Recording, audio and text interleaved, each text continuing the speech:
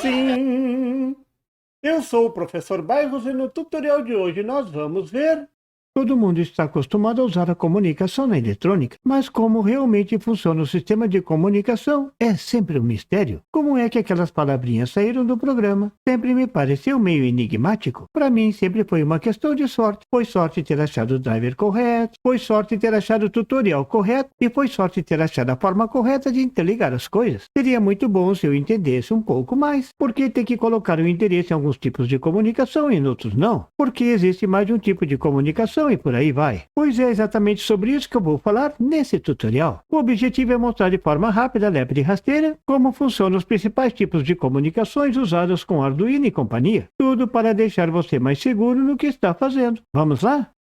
A questão toda é que existem mais de um tipo de sistemas de comunicações. Nesse trabalho eu vou abordar os mais populares para as comunicações com microcontroladores, como o Arduino e PIC. Mas afinal, o que é um sistema de comunicação? Vou esclarecer usando um exemplo. Nada melhor do que a prática. Imagine que você tem um dispositivo transmissor e queira fazer uma comunicação para um dispositivo receptor. Por exemplo, você tem um Arduino transmissor e quer enviar uma mensagem para o receptor, um módulo de comunicação via rádio. O dispositivo transmissor é chamado de TX. O dispositivo receptor é chamado de RX, T de transmissor e R de receptor, nada mais lógico. Imagina que você quer enviar a palavra olá para o dispositivo receptor. É um bom começo se o dispositivo for uma moreninha de cabelos longos ou ainda uma loirinha de olhos azuis, pois essa palavrinha olá é o dado a ser enviado. A palavra que você quer enviar é composta por letras, mas letras são símbolos gráficos. Para um bilhetinho ou WhatsApp até funciona, mas para a comunicação entre máquinas não. Entre máquinas tem que ser bits, ou uma sequência de bits que os TX e os RX entendam. Um código previamente acertado entre os dois. Uma forma de enviar essa palavrinha usando o código chamado ESC2, que é composto por 8 bits. Viu? Se tem bits, então pode ser usado na eletrônica. A primeira letra é o O, é o decimal 89 que corresponde ao binário descrito na figura como uma sequência de uns e zeros. Você não entendeu nada, mas os TX e os RX entendem. Cada um tem uma tabelinha com todas as letras, números e mais alguns símbolos do alfabeto. Então o TX olha a tabela, enquanto o código para a letra O é o número binário 89 e manda via sistema de comunicação. O RX recebe esse código, olha na tabela e pronto. Sabe que o TX está enviando a letrinha O. É assim que as palavras andam pela internet usando o código ESC2. Mas como isso acontece dentro do microcontrolador? Antes de transmitir o dado correspondente à letra O, o transmissor armazena esse dado no formato binário em um lugar especial da memória chamado de buffer. Quem já não encheu o seu buffer e o filme ficou lento? Outra questão importante é saber como os dois dispositivos estão interligados. Uma possibilidade é a conexão entre o TX e o RX ser feita através de 8 fios. Esses 8 fios são chamados de barramento de comunicação. Essa parece uma solução simples. Manda cada bit do meu código ASCII2 por um fio e pronto. Então o RX pega a letra O do seu buffer e transmite todos os bits de uma só vez. Na verdade, um bit em cada fio. O receptor recebe os bits todos de uma vez, organiza tudo e guarda no buffer de recepção. Sim, o RX também tem um buffer. Depois o programa do receptor pega o dado do buffer de comunicação e faz alguma coisa com ele. Parece que a questão toda se resume em pegar o dado do buffer do TX e usar o sistema de comunicação para colocar o dado no buffer do RX. Viu que simples? O que muda de um sistema de comunicação para outro é a forma com que os dados saem do buffer do TX e chegam no buffer do RX. Claro que esse tipo de comunicação usando 8 fios existe, mesmo que você já não escute mais falar dela. Ela foi muito usada no passado na comunicação entre impressoras. Tinha um cabo grossão interligando PC e impressora. E ainda é muito usada na indústria para comunicação entre equipamentos. Esse tipo de ligação é chamado de comunicação paralela. E ainda é muito usada hoje na indústria para comunicação entre máquinas. Aí é chamada como GPIB ou IEE 488 da HP.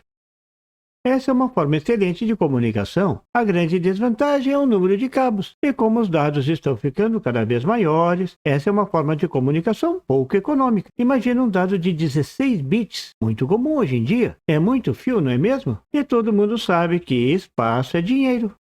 Uma outra solução é enviar um bit de cada vez, em série, um depois do outro numa fila indiana. Esse tipo de comunicação é chamado de comunicação serial. Veja, basta um fio. Bem, talvez mais um ou dois. De qualquer forma, ficou mais fitness, elegante.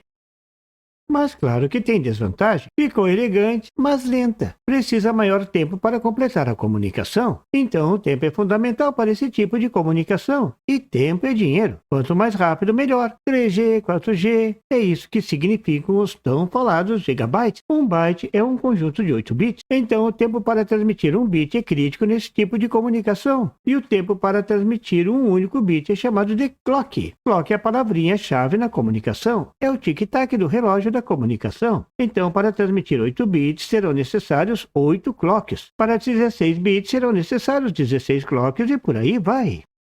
Então, vou mostrar alguns exemplos de comunicação serial. Claro que tem muito mais. Aqui eu vou mostrar os principais, os mais usados. Eu não falei que o clock é fundamental, pois cada comunicação tem um sinal de clock, o tic-tac da comunicação. Esse sinal vai sincronizar o transmissor com o receptor. Esse sinal vai ser enviado pelo transmissor para que o receptor saiba que tem um bit para ser lido. No final das contas, é esse sinal que vai sincronizar toda a comunicação serial. Existem duas formas de enviar esse sinal. A mais simples é simplesmente ter uma interligação entre o transmissor e o receptor por onde é enviado o sinal de clock, que é um sinal digital. Ele vai estar ligado ou desligado, e o seu significado vai depender do tipo de comunicação. Esse tipo de comunicação é chamado de comunicação síncrona. Tudo ocorre em perfeito sincronismo. Mas tem comunicação que é pão dura, não quer gastar com um fio a mais. E aí, como fazer? Se não tiver o cabo de clock, o transmissor envia um pedacinho do sinal de clock, uma amostrinha. O receptor recebe essa amostra, normalmente está no começo da comunicação, e então o receptor trata de sincronizar um gerador interno para a frequência do clock transmissor. Muito esperto, não é mesmo? O receptor tem o seu próprio circuito gerador de clock. Será um 555? Agora o receptor ficou independente. Ele gera o seu próprio clock para a comunicação. E pronto, pode economizar um fio. Esse tipo de comunicação é chamada de comunicação assíncrona. Veja a figura mostrando esse tipo de comunicação. O fio da comunicação nesse diagrama é chamado de D0, dado zero. E claro, tem que ter o fio de retorno, ou terra. Essa história de ter um só fio não é bem assim. A corrente tem o direito de ir e vir, está na Constituição. Então precisa de dois cabos, o D0 e o terra. Se você colocar a ponteira do seu osciloscópio no pino do D0, do barramento de comunicação, e o terra da ponteira no terra, o sinal que vai aparecer é mostrado na figura. Essa é a forma de você monitorar o sinal de comunicação entre dois dispositivos. Essa é uma boa dica. Você pode usar o osciloscópio para monitorar a comunicação. E quem trabalha com comunicação faz isso muitas vezes. Para que a comunicação aconteça, os dois dispositivos devem seguir as mesmas regras. Os dois dispositivos devem falar a mesma língua. E todo mundo sabe que falar a mesma língua é muito importante na comunicação. Essas regras são chamadas de protocolo. O protocolo dita as regras para o início da transmissão, para o fim da transmissão e muitos outros detalhes da comunicação. Por aí você já começa a perceber a diferença entre os sistemas de comunicações. Cada um fala uma língua diferente. Por isso o sistema de comunicação parece uma torre de Babel. Então, o nosso trabalho daqui para frente consiste em descrever os principais sistemas de comunicações seriais, mostrando como são interligados e as regras de cada sistema. Vou começar mostrando o sistema de comunicação, o UART. O UART significa Universal Asynchronous Receiver Transmitter. Esse é o protocolo de comunicação da serial RS-232. Foi um dos primeiros sistemas de comunicação de sucesso. A base de tudo. Esse tipo de comunicação usa 3 fios, como mostra a figura. Um fio para enviar o dado. O pino do dispositivo que envia o dado é chamado de TX, transmite dado. Um pino para receber o dado. O pino que recebe o dado é chamado de RX. O TX de um dispositivo vai ligado no RX do outro. Nada mais lógico. Nesse tipo de comunicação, os dados são enviados e recebidos via barramento de comunicação, mas o clock de sincronismo deve ser gerado em cada um dos dispositivos. É uma comunicação assíncrona. As regras de comunicação UART são definidas na configuração de cada um dos dispositivos. Cada dispositivo tem a sua forma de ajustar a configuração. Na figura você pode ver a tela de configuração da comunicação serial do Arduino. São três as principais configurações de uma comunicação ART: a velocidade de transmissão dos dados, o comprimento dos dados em bits e como a transmissão inicia e termina. A unidade para configurar a velocidade de transmissão é chamada de baud rate e é dado por bound seconds. Veja a interface de comunicação serial do Arduino mostrando o baud rate padrão 9600. Uma velocidade bastante comum é de 9600. Isso corresponde a um clock a cada 104 microsegundos. Você também pode configurar como a comunicação termina. É muito comum o transmissor enviar um código para finalizar a transmissão. É uma regra. Pode ser um código de nova linha ou carro retorno. Esse código é herança das impressoras. Ou ainda não usar código algum. Veja como o receptor detecta que está iniciando uma transmissão. O início da transmissão de um dado é detectado pelo receptor quando o sinal do barramento de comunicação transitar do nível alto para o nível baixo. O normal desse sinal é estar no nível alto.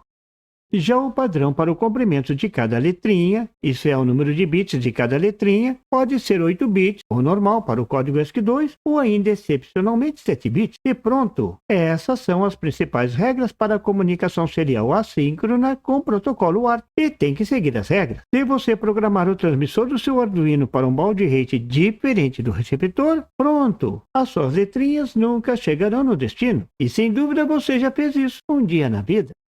Você viu nesse tutorial o que é uma comunicação serial e como funciona o protocolo de comunicação ART, o protocolo da comunicação serial RS-232, um dos mais usados pelos microcontroladores. Nos próximos tutoriais vou mostrar a comunicação em 2C e SPI. Aguarde! E por favor, se você não é inscrito, se inscreva e marque o sininho para receber as notificações do canal. E não esqueça de deixar aquele like e compartilhar para dar uma força ao canal do Professor Bairros. E não tem site? Tem sim! É www.bairrospd.com. Lá você encontra o PDF e tutoriais sobre esse e outros assuntos da eletrônica. E fique atento ao canal do Professor Bairros para mais tutoriais sobre eletrônica. Até lá!